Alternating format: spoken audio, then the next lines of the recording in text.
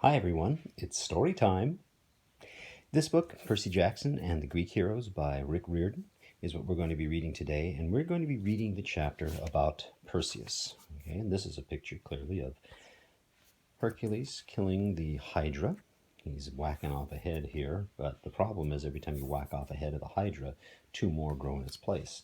If you guys saw Captain America, you'd know that. Percy Jackson, Greek Heroes, here we are. A big boat, big deal. This is a dead lion, probably because Hercules killed the Nemean lion. And we have our table of contents. So we'll start off with our introduction. Look, I'm only in this for the pizza. The publisher was like, "Oh, you did such a great job writing about the Greek gods last year. We want you to write another book about the ancient Greek heroes. It'll be so cool."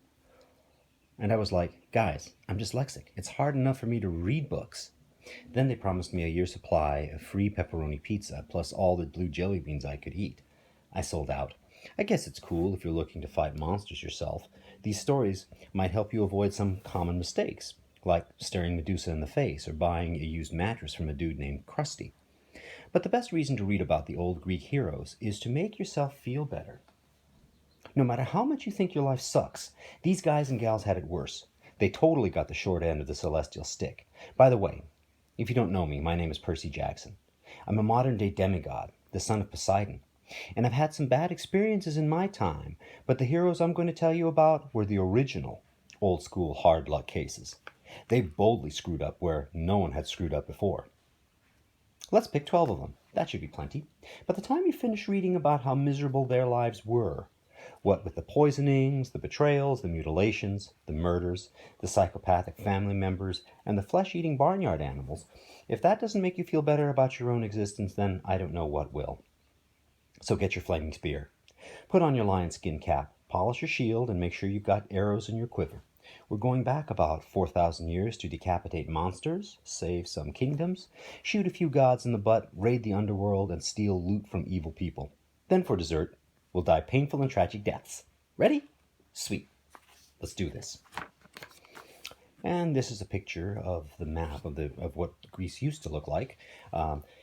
Little sub-map so that you can see where it was. Egypt is right down here. You see, Egypt is right over here, and Greece was located this way. This boot is Italy. This is all these different areas and the islands that these heroes would have been running around in. But let's start. This is called Perseus Wants a Hug. I had to start with this guy. After all, he's my namesake. We've got different godly fathers, but my mom liked Perseus' story for one simple reason. He lives. Perseus doesn't get hacked to pieces. He doesn't get damned to eternal punishment.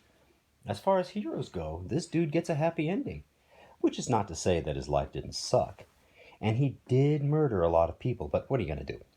Perseus' bad luck started before he was even born. First, you got to understand that back in the day, Greece wasn't one country. It was divided into a gazillion different little kingdoms. Nobody went around saying, "Hi, I'm Greek." People would ask you what city-state you were from. Athens, Thebes, Sparta, Zeusville, or whatever. The Greek mainland was a huge piece of real estate. Every city had its own king. Sprinkled around the Mediterranean Sea were hundreds of islands, and each one of them was a separate kingdom, too. Imagine if life were like that today. Maybe you live in Manhattan. Your local king would have his own army, his own taxes, his own rules. If you broke the law in Manhattan, you could run away to Hackensack, New Jersey. The king of Hackensack could grant you asylum, and Manhattan couldn't do anything. Unless, of course, the two kings became allies, in which case you were toast. Cities would be attacking each other all the time. The king of Brooklyn might decide to go to war with Staten Island, or the Bronx and Greenwich, Connecticut might form a military alliance and invade Harlem. You see how that would make life interesting. Anyway, one city on the Greek mainland was called Argos. It wasn't the biggest or most powerful city, but it was a respectable size. Folks who lived there called themselves the Argives, probably because Argosites would have made them sound like some kind of bacteria. The king was named Acrisius. He was a nasty piece of work. If he were your king, you would totally want to run away to Hackensack. Acrisius had a beautiful daughter named Danae, but that wasn't good enough for him. Back then, it was all about sons. You had to have a boy child to carry on the family name, inherit the kingdom when you died, blah, blah, blah. Why couldn't a girl take over the kingdom? I don't know. It's stupid, but that's how it was. Acrisius kept yelling at his wife, "Have sons! I want sons!" But that didn't help. When his wife died, probably from stress, the king started getting really nervous. If he died without a male offspring, his younger brother, Proteus, would take over the kingdom, and the two of them hated each other. In desperation, Acrisius took a trip to the Oracle of Delphi to get his fortune read. Now, going to the Oracle is usually what we call a bad idea.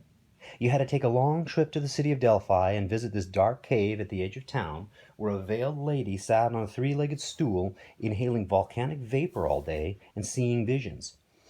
You would leave an expensive offering with the priests at the door. Then you would ask the oracle one question. Most likely she'd answer you with some rambling riddle. Then you'd leave, confused, terrified, and poorer. But, like I said, Acrisius was desperate. He asked, "Oh, oracle, what's the deal with me not having sons? Who's supposed to take over the throne and carry on the family name?" This time the oracle did not speak in riddles. "That's easy," she said in a raspy voice. "You will never have sons. One day your daughter Danae will have a son. That boy will kill you and become the next king of Argos. Thank you for your offering. Have a nice day." Stunned and angry, Acrisius returned home. When he got to the palace, his daughter came to see him. "Father, what's wrong? What did the oracle say?" He stared at Danae, his beautiful girl, with long dark hair and lovely brown eyes. Many men had asked to marry her. Now, all Acrisius could think about was the prophecy. He could never allow Danae to marry. She could never have a son. She wasn't his daughter anymore. She was his death sentence. "The oracle said that you are the problem," he snarled. "You will betray me. You will see me murdered." "What?" Danae recoiled in shock. "Never, father." "Guards!" Acrisius yelled. "Take this vile creature away." Danae couldn't understand what she'd done. She'd always tried to be kind and considerate. She loved her dad, even though he was kind of scary and angry and liked to hunt peasants in the woods with a spear and a pack of rabid dogs. Danae always made the appropriate sacrifices to the gods. She said her prayers, ate her vegetables, and did all of her homework. Why was her dad suddenly convinced she was a traitor? She got no answers. The guards took her away and locked her in the king's maximum security underground cell, a broom closet-sized room with a toilet, a stone slab for a bed, and 12-inch thick bronze walls. One heavily grated air shaft in the ceiling allowed Danae to breathe and get a little light, but on hot days the bronze cell heated up like a boiling tea kettle. The triple-locked door had no window, just a small slot at the bottom for the food tray. King Acrisius kept the only key because he didn't trust the guards. Each day Danae got 2 biscuits and a glass of water. No yard time, no visitors, no internet privileges, nothing. Maybe you're wondering, if Acrisius was so worried about her having children, why didn't he just kill her? Well, my evil thinking friend, the gods took family murders very seriously, which is weird since the gods basically invented family murders. If you killed your own child, Hades would make sure you got a special punishment in the underworld. The Furies would come after you. The Fates would snip your lifeline. Some major bad karma would mess up your day. However, if your child just accidentally expired in the underground bronze cell, well, that wasn't strictly murder. It was more like, oops, how did that happen? For months, Danae languished in her underground cell. There wasn't much to do, except make little dough dolls out of biscuits and water, or to talk to Mr. Toilet, so she spent most of her time praying to the gods for help. Maybe she got their attention because she was so nice, or because she had always made offerings at the temples. Or maybe it was because Danae was knockout gorgeous. One day, Zeus, the lord of the sky, heard Danae calling his names. Gods are like that. When you say their names, they perk right up. I bet they spend a lot of time Googling themselves, too. Zeus peered down from the heavens with his super keen X-ray vision. He saw the beautiful princess trapped in her bronze cell, lamenting her cruel fate. "Dude, that is wrong," Zeus said to himself. What kind of father imprisons his own daughter so she can't fall in love or have kids? Actually, that was exactly the sort of thing Zeus might do, but whatever. "She's kind of hot, too," Zeus muttered. "I think I'll pay that lady a visit." Zeus was always doing stuff like this. He'd fall in love with some mortal girl on first sight, drop into her life like a romantic hydrogen bomb, mess up her entire existence, and then head back to Mount Olympus, leaving his girlfriend to raise a kid all by herself. But really, I'm sure his intentions were honorable. Yeah, right. With Danae, Zeus's only challenge was figuring out how to get into that bronze maximum security cell. He was a god, of course. He had skills. He could simply blast the doors open, but that might scare the poor girl. Plus, he'd then have to kill a bunch of guards, and that would be messy. Causing explosions and leaving a trail of mangled corpses didn't set the right mood for a first date. He decided it would be easier to turn into something small and sneak through the air vent. That would give him plenty of privacy with the girl of his dreams. But what should he turn into? An ant would work. Zeus had done that once before with a different girl, but he wanted to make a good first impression, and ants don't have much of a wow factor. He decided to turn himself into something totally different, a shower of gold. He dissolved into a swirling cloud of 24-karat glitter and sped down from Mount Olympus. He poured through the air shaft, filling Danae's cell with warm, dazzling light that took her breath away. "Fear not," said a voice from the glitter. "I am Zeus, lord of the sky. You look fine, girl. Do you want to hang out?" Danae had never had a boyfriend, especially not a boyfriend who could turn into glitter. Pretty soon, like in 5 or 6 minutes, she was madly in love. Weeks passed. Danae stayed so quiet in her cell that the guards outside grew incredibly bored. Then one day, about 9 months after the glitter incident, a guard was pushing a food tray through the slot in the door as usual when he heard a strange sound. A baby crying inside the cell. He ran to get King Acrisius, because this was the kind of thing the boss would want to know about. When he got there, he unlocked the door, stormed into the cell, and found Danae cradling a newborn baby in a blanket. "What?" Acrisius scanned the cell. No one else was there. No one could have possibly gotten in, because Acrisius had the only key, and no one could have fit through Mr. Toilet. "How? Who?" "My lord," Danae said with a resentful gleam in her eyes, "I have been visited by the god Zeus. This is our son. I have named him Perseus." Acrisius tried not to choke on his own tongue. The word Perseus meant avenger or destroyer, depending on how you interpreted it. The king did not want the kid growing up to hang out with Iron Man and the Hulk, and the way Danae was glaring at him, the king had a pretty good idea who she wanted destroyed. The king's worst fear about the prophecy was coming true, which was kind of stupid, because if he hadn't been such a butt brain and locked up his daughter, it would have never happened. But that's the way prophecies work. You try to avoid the trap, and in doing so you end up building the trap yourself and stepping right into it. Acrisius wanted to murder Danae and the little boy. That was the safest bet.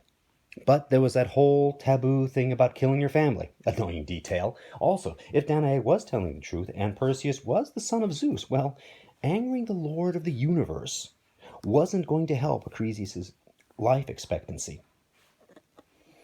Acrisius decided to try something else. He ordered his guards to find a large wooden box with a hinged lid. He had some air holes drilled in the top just to show that he was a nice guy. Then he stuffed Danae and her infant son inside, nailed the lid shut, and had the box tossed into the sea. He figured he wasn't killing them directly. Maybe they would perish from their thirst and hunger. Maybe a nice storm would smash them to pieces and drown them. Whatever happened, it wouldn't be his fault. The king went back to the palace and slept well for the first time in years. Nothing like condemning your daughter and grandson to a slow, horrible death to really ease your mind. If you're an air hole like Acrisius, that is. Meanwhile, inside the wooden box, Danae prayed to Zeus. "Hi, it's me, Danae. I don't mean to bother you, but my dad kicked me out. I'm in a box in the middle of the sea, and Perseus is with me, so yeah, if you could call me back or text me or something, that would be great."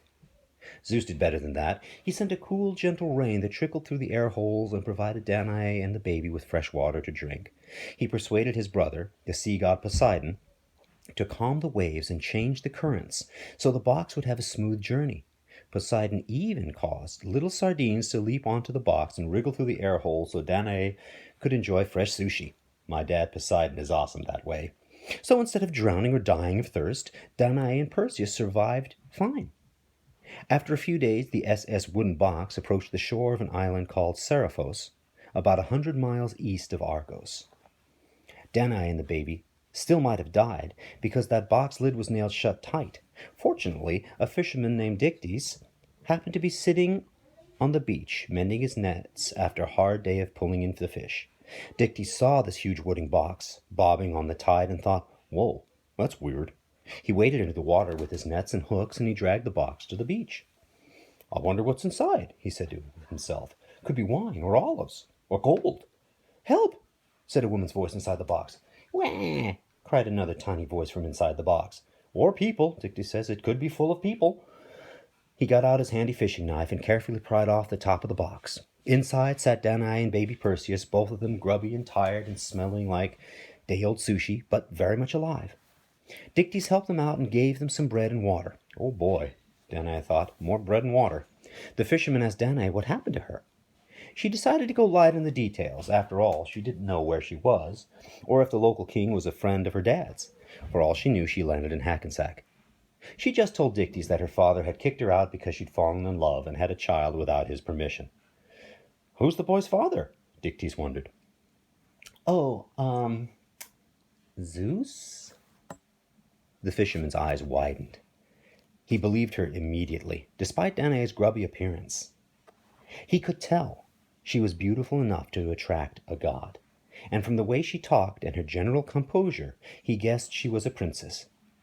Dictys wanted to help her and the little baby, but he had a lot of conflicting emotions.